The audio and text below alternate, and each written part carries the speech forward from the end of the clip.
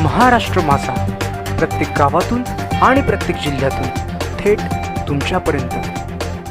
अमरावती येथील उमेश कोल्हे हत्येच्या विरोधात भाजपाचा निषेध मोर्चा यशस्वी ठरला। दोषींना फाशी द्यावी याकरिता SDO यांना निवेदन। रितेश कडू, कार्यकारी संपादक, महाराष्ट्र माझा, अमरावती जिल्हा। अचलपूर नुपूर शर्मा प्रकरणावरून इस्लामिक कट्टरपंथीकडून अमरावती येथील उमेश कोल्हे नावाचे औषधी विक्रेत्यांची अमानुषकीने गळा कापून निर्गुण हत्या करण्यात आल्याच्या विरोधात आज सकाळी भाजपाचे जिल्हा सरचिटणीस प्रवीण भाऊ तायडे, प्रशांतजी शेगावकर, अचलपूर तालुका ग्रामीण भाजपा अध्यक्ष विशाल काकड व शहर भाजपा मंडल अध्यक्ष अभय मानथने, भाजपा शहर मंडल व इतर हिंदुत्ववादी संघटनांनी संयुक्तपणे जयस्तंभ चौक येथे येऊन भव्य निषेध मूक मोर्चा काढून उपविभागीय अधिकारी यांना निवेदन देऊन सदर घटनेचा निषेध नोंदविला व दोषी आरोपींना फाशीची शिक्षा देण्याची मागणी केली। या भव्य मोर्चामध्ये गजानन कोल्हे, रुपेश ढेपे, प्रवीण तोडगावकर, नितीन दकरे, प्रकाश मुंडे, सुमित चौधरी, तुषार कठोडे, कुंदन यादव, महेश कडू, निलेश सतपुते, राजन जयस्वाल, रवी खंडेलवाल, बाबा नंदनवंशी, राजेश सेंडेवाल, रवी नोवाल असंख्य कार्यकर्ते उपस्थित होते। जी स्थिती आहे, कन्हैया लालजीचा उदयपूरमध्ये जे इस्लामिक कट्टरपंथी आहे त्यांच्याकडून त्यांची हत्या झाली। आमचे इथले केमिस्ट व्यापारी उमेशजी कोल्हे यांची सुद्धा इस्लाम कट्टरपंथीयांनी म्हणजे हत्या केली। अशा ह्या घटना पूर्ण देशात घडत आहेत। आमचा इतिहास आहे, 1000 वर्षापासून हिंदू हा गुलामीत जगत आहे। आम्ही सर्वांना सहन केलं, आम्ही मुघल आक्रमण सहन केले। आमच्या शेकडो हजारो राजपूत ज्या भगिनी आहेत त्या अग्नीच्या स्वाधीन झाल्या फक्त धर्म वाचवण्यासाठी। परंतु मी आज या मृतप्राय हिंदूंना आज एक आव्हान देऊ इच्छितो की अशा घटना घडत असताना त्याचा निषेध करण्याकरिता किमान आपलं संघटन दाखवणं आवश्यक आहे। मी मान्य करतो की या देशात संविधान आहे, परंतु जे अतिरेकी विचाराचे जे लोक आहे त्यांनी संविधानाचा मार्ग सोडून त्यांचा जो शरिया आहे या शरियाच्या पद्धतीनं इथं चालत आहे। मी या आजच्या या जे आज हे निषेध मोर्चा काढण्यात आला याच्या माध्यमातून मी सरकारला हे सांगू इच्छितो की या देशात सर्व धर्मियांसाठी एक कानून असणं आवश्यक आहे, कारण यामुळे ज्या घटना घडत आहेत आणि जो कट्टरपंथ वाढत आहे त्याला कुठंतरी आळा सरकारने द्यायला पाहिजे आणि हिंदूंनी आपलं एकत्रीकरण निश्चितच करायला पाहिजे। आपण भांडणं करणारे किंवा कोणाला मारणारे लोक नाही आहोत।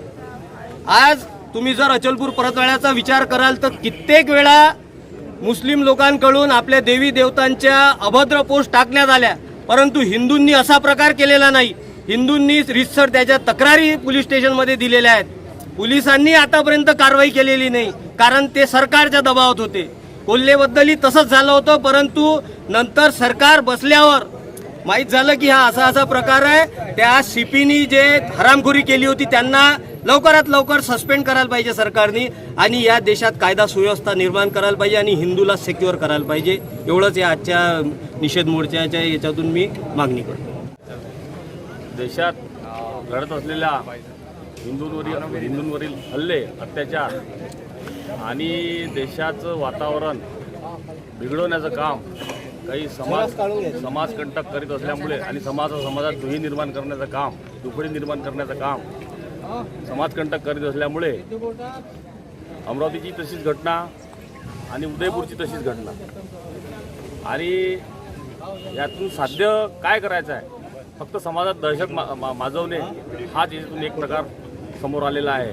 अमरावतीची घटना तशी उमेश कोल्हे हे गेल्या 20-25 वर्षापासून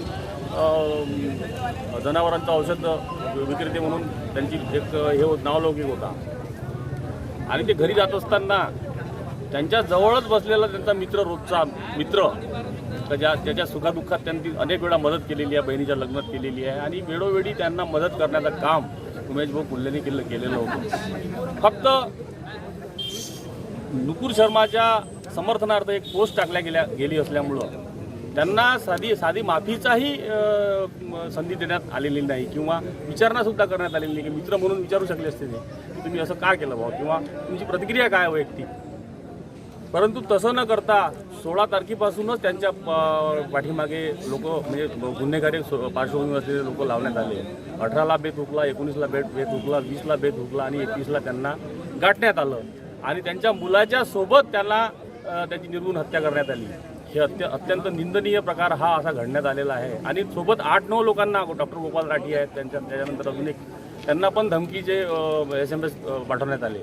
आणि हा प्रकार निश्चितच निंदनीय आहे. आमचे नेते महाराष्ट्राचे उपमुख्यमंत्री देवेंद्रजींनी या संदर्भात खुलासा केलेलाच आहे. आणि आम्ही भारतीय जनता पार्टी आणि अंगीकृत संघटना आणि सगळे लोक परतवाडा, अचलपूर ग्रामीण शहर या सर्वांनी त्यांना भावपूर्ण श्रद्धांजली अर्पित करून आम्ही SDO विभागीय अधिकारी यांना निवेदन देणार आहोत. फास्ट ट्रॅक कोर्टाचा खटला चालवावा. फास्ट ट्रॅक कोर्टात खटला चालवून त्यांना तात्काळ फाशीची शिक्षा देण्यात यावी ही आमची सर्वांची मागणी आहे.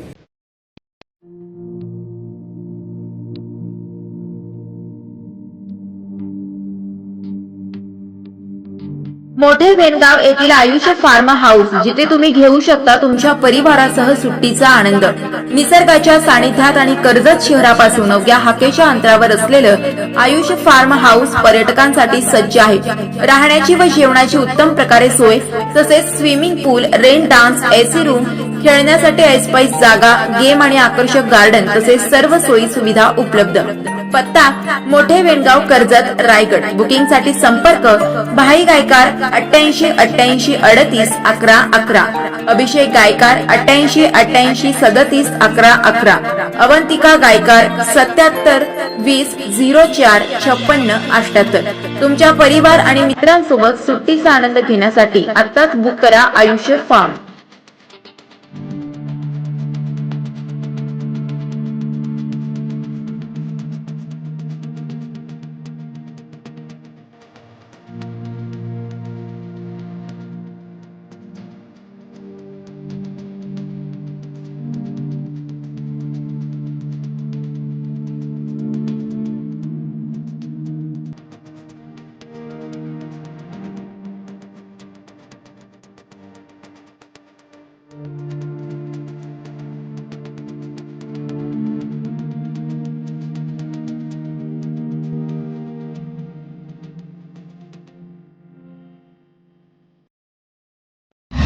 महाराष्ट्र माझाला सबस्क्राईब करा आणि बाजूचा बेल आयकॉन प्रेस करून मिळवा आपल्या परिसरातील ठळक आणि ताज्या घडामोडी.